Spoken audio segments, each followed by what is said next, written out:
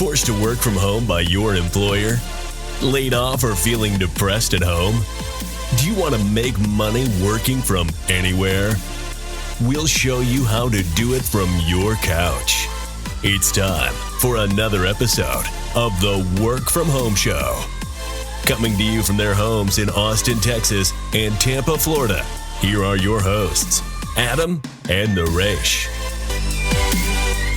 Hey everybody, welcome to the Work From Home Show. I'm Naresh Vissa with Adam Schrader. Shout out to all our homies, homeboys, homegirls, and home trans, as well as all the work from homers out there. Today, we have another celebrity guest on the show with us. He's a best-selling author of Warriors of God, Richard the Lionheart and Saladin and the Third Crusade, and the new book, The 19th Hijacker, a novel. James Reston, you are a number one best-selling author. Thanks so much for joining us on the Work From Home Show. My pleasure.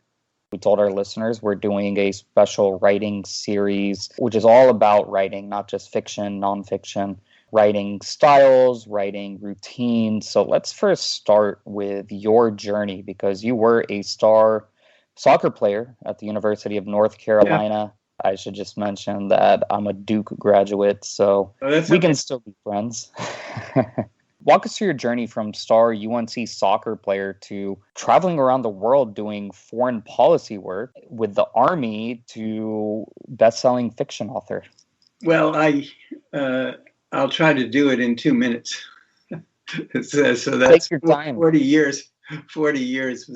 So, I am very much a product of the civil rights generation and the Vietnam War generation. I graduated, I was in college in the South, in North Carolina, actually, when the whole desegregation of public accommodations took place, the segregated accommodations. And that was a very emotional thing for a young man. I was very privileged, I think, to have been a witness and a participant in all of that. Then coming out of that, the Vietnam War began, and there was, for my generation, this tremendous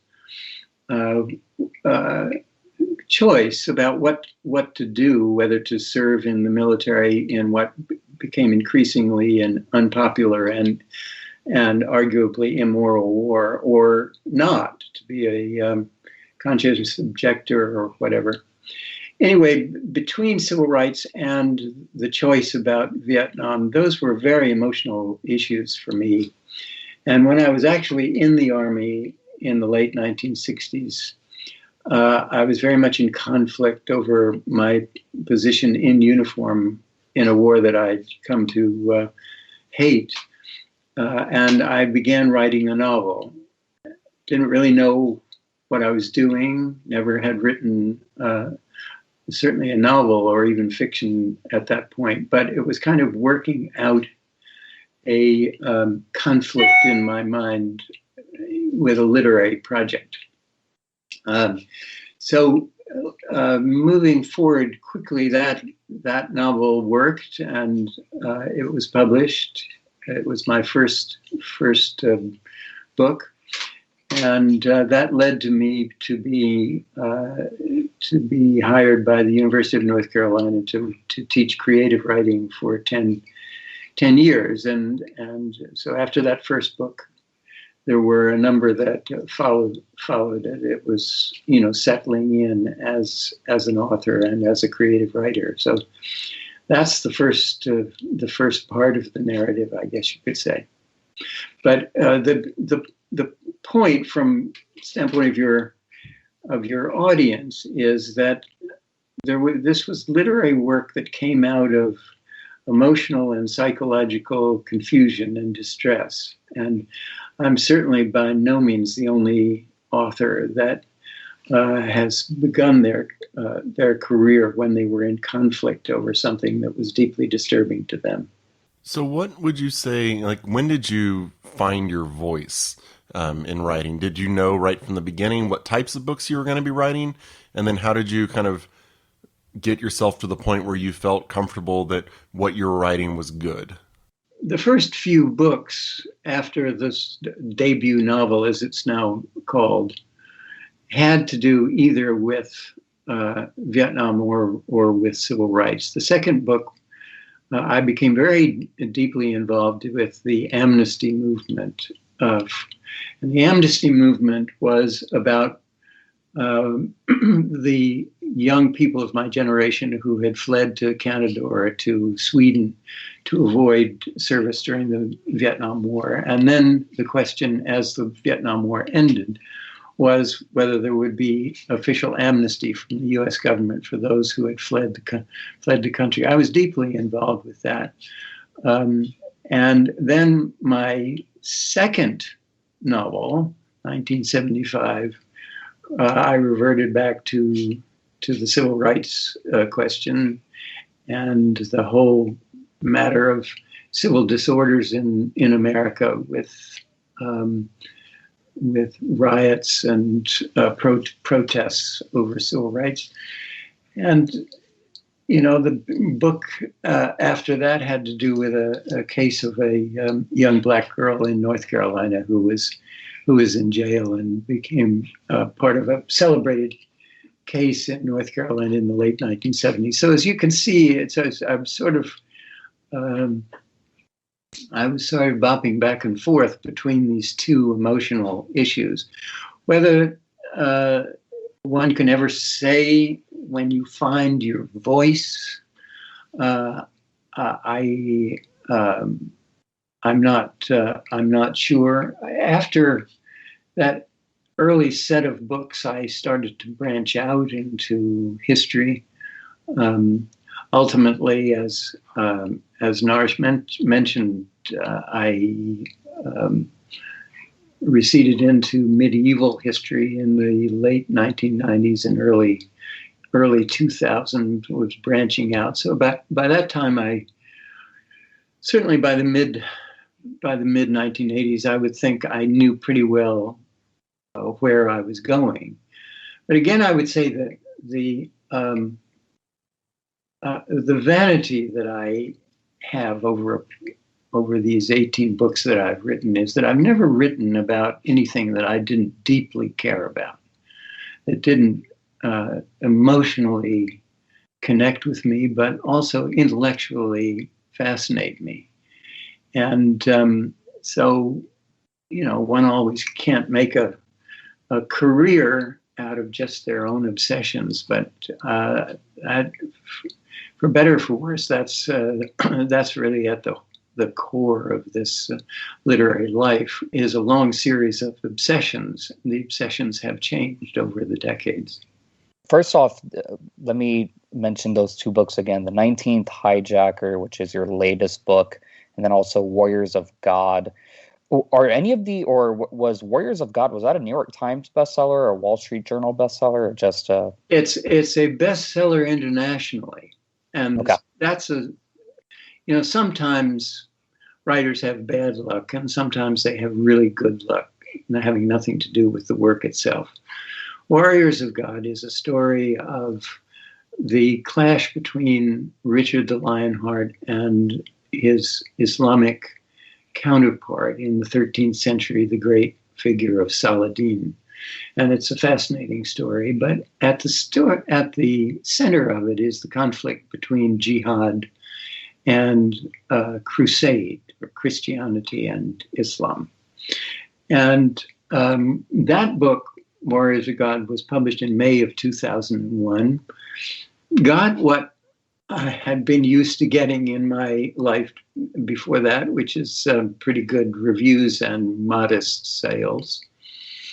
And then 4 months later, September 11th happened. That was an enormous piece of good luck from the standpoint of the lecture, because the American people knew nothing, basically, about jihad, and nothing historically about the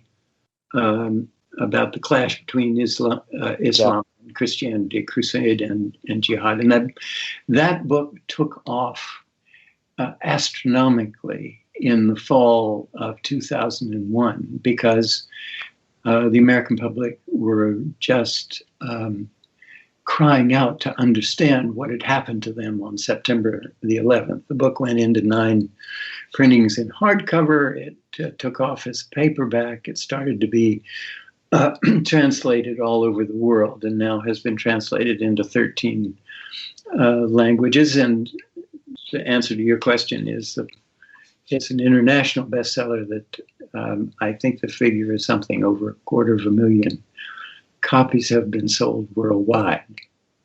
Oh yeah, so you're even, whether you're a New York Times bestseller or not, that's even better than being a New York Times bestseller.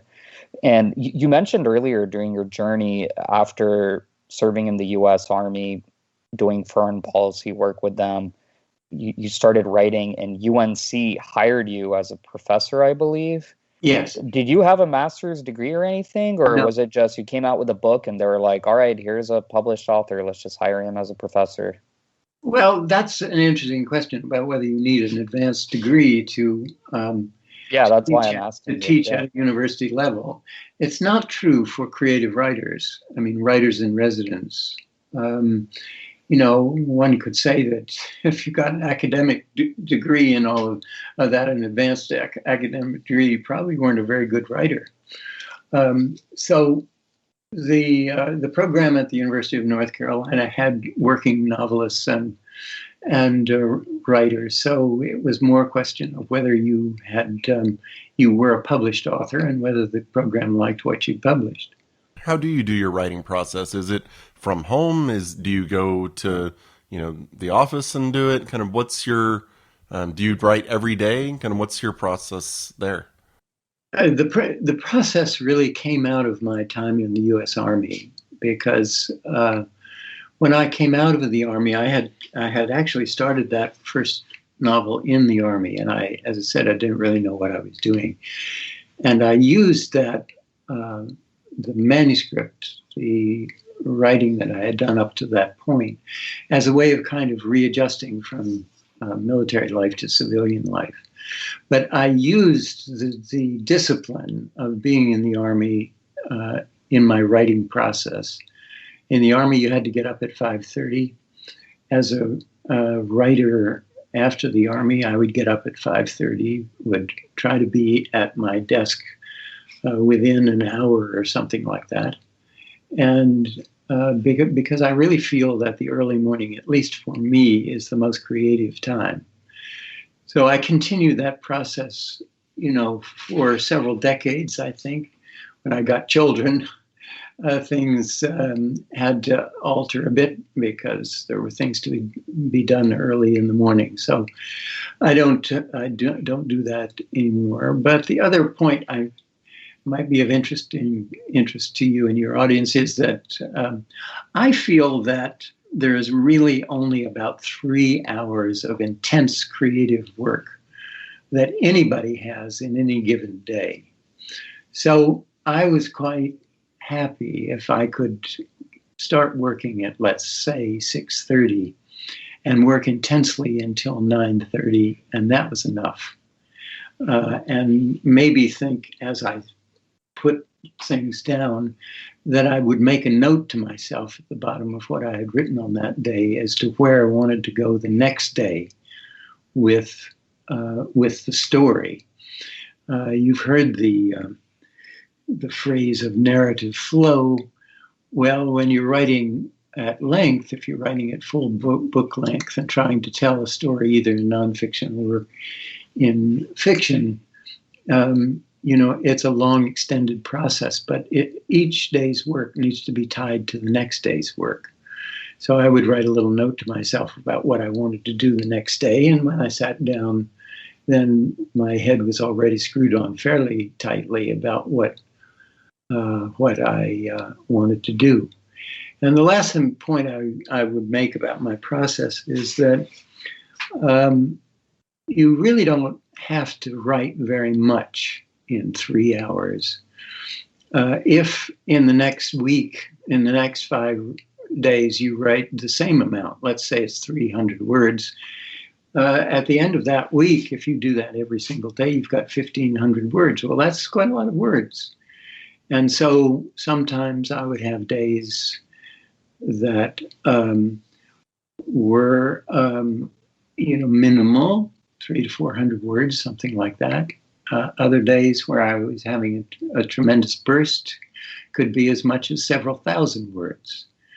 When I was teaching at North Carolina, I would, with my creative writing students, I would assign them all to a book that John Steinbeck wrote called The Journal of a Novel, in which every day before he started to write, he would sit down and write a letter to his editor.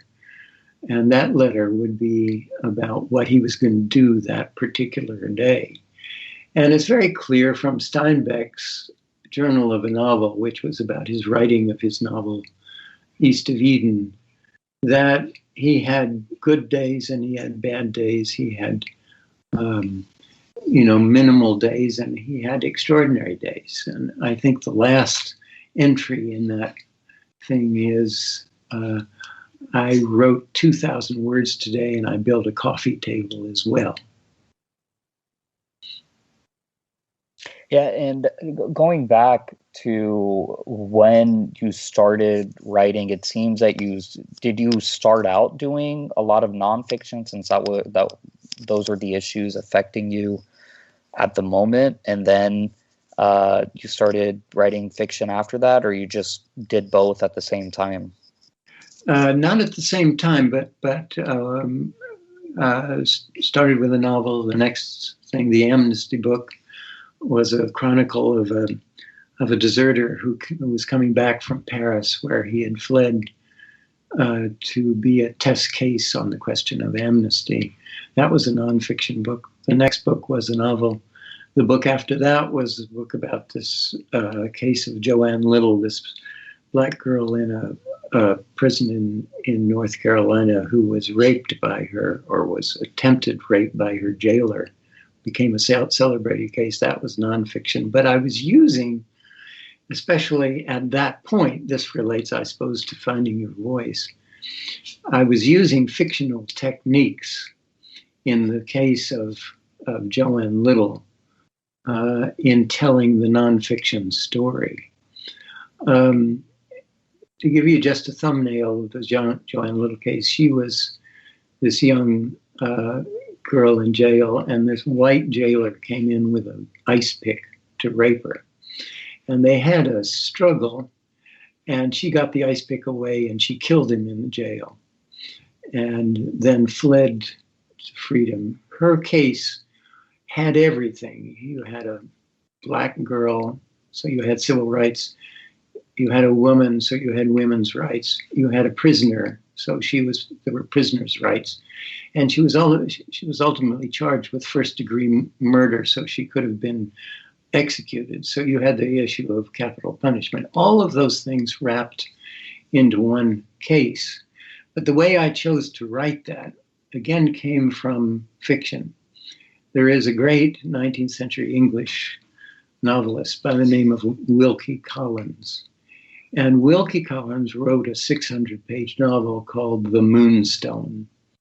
And the Moonstone itself was a great, precious jewel. And it starts with somebody discovering that this precious jewel was missing. And the whole 600 pages is really on the journey of what happened to that jewel through the course of a number of people.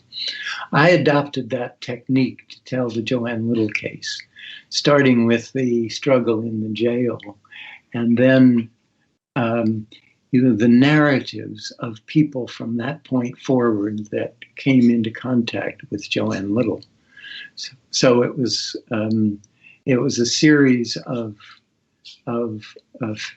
nonfiction narratives that went all the way from that jail through her celebrated trial, and she was ultimately acquitted in a really quite extraordinary spectacle.